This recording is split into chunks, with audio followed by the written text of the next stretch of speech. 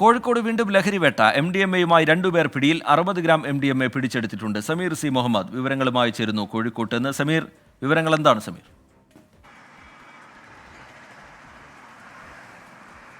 റിജിത്ത്, കോഴിക്കോട് വീണ്ടും MDMA പിടികൂടിയിരിക്കുന്നു. പിടിയിലായത് ഒരു മുൻ സൈനികനാണ് എന്നുള്ളത് കൂടിയാണ് ഏറ്റവും പ്രധാനപ്പെട്ട കാര്യം. 60 ഗ്രാം MDMA-യുമായാണ് 2 പേർ പിടിയിലായിരിക്കുന്നത്. ഒരാൾ കാസർഗോഡ് സ്വദേശിയായിട്ടുള്ള ബിജു മാത്യു ആണ്. ഇയാൾക്കൊപ്പം പിടിയിലായിരിക്കുന്നതാണ് കണ്ണൂർ സ്വദേശിയായിട്ടുള്ള മണികണ്ഠനാണ് ഈ എക്സ് മിലിറ്ററി ആയിട്ടുള്ള വ്യക്തി. അദ്ദേഹം ഒരു മുൻ ദേശീയ ചാമ്പ്യൻ കൂടിയാണ്, അതായത് ബോക്സിംഗ് ചാമ്പ്യൻ കൂടിയായിട്ടുള്ള വ്യക്തിയാണ്. ആ ബോക്സിംഗ് ചാമ്പ്യനായ വഴിയാണ് അദ്ദേഹത്തിന് സൈനികനാകാനുള്ള അവസരം ലഭിച്ചത്, സൈന്യത്തിൽ ഇടം നേടിയത്. അങ്ങനെ സെലക്ഷൻ കിട്ടി 14 വർഷത്തോളം കാശ്മീരിൽ സേവനമനുഷ്ഠിച്ചു. അതിനുശേഷമാണ് VRS എടുത്ത് നാട്ടിലേക്ക് വന്നത്. ഇതിനിടയിലാണ് അദ്ദേഹം ഇപ്പോൾ MDMA-യുമായിട്ട് പിടിയിലായിരിക്കുന്നത്. പോലീസിന് ലഭിച്ച രഹസ്യ വിവരത്തിന്റെ അടിസ്ഥാനത്തിൽ പരിശോധന നടത്തുകയായിരുന്നു. ഓട്ടോറിക്ഷയിൽ വരുന്നതിനിടെയാണ് ഈ 2 പേരെ നടക്കാവ് പോലീസും അതുപോലെ തന്നെ ഡാൻസ് ഓഫ് സംഘവും പിടികൂടിയിരിക്കുന്നത്.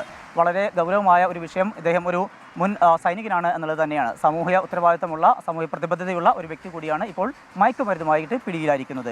ശരി, സമീർ സി മുഹമ്മദ് വിവരങ്ങൾ നൽകുകയായിരുന്നു കോഴിക്കോട്ട്.